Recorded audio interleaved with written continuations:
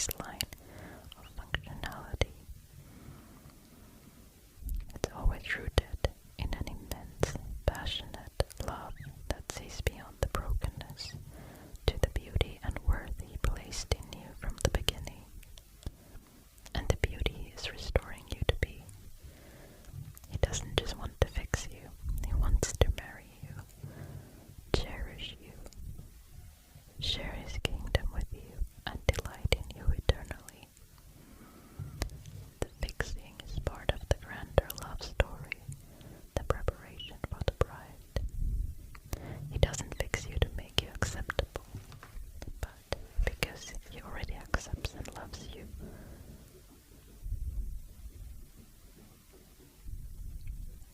He already accepts and loves you and desires to make you whole, so you can fully receive and enjoy that love. This revelation, that His primary motive is deep, intimate love and not just remedial action, is truly transformative. It moves the relationship from a doctor-patient dynamic to a bridegroom-bride dynamic, which is infinitely richer and more fulfilling. Then I had one more question, answer that I wanted to share. Does He see beauty in those who are not yet His? Does Jesus see beauty in those who are not yet His? Then, like in Cinderella, when they just met in the forest. An AI insert.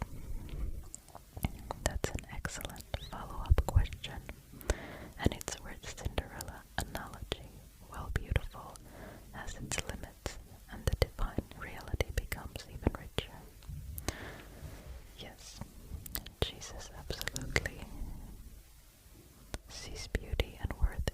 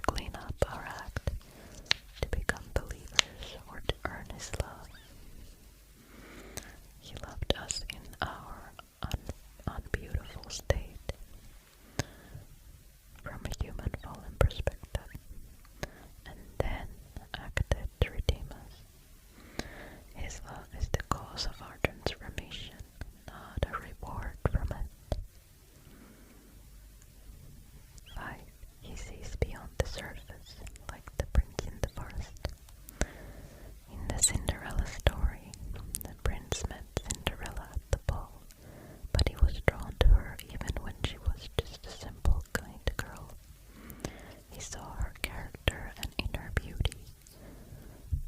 Similarly, Jesus sees past the outward appearance, past the sin, past the brokenness, and looks at the heart, the potential, and the person who created. He sees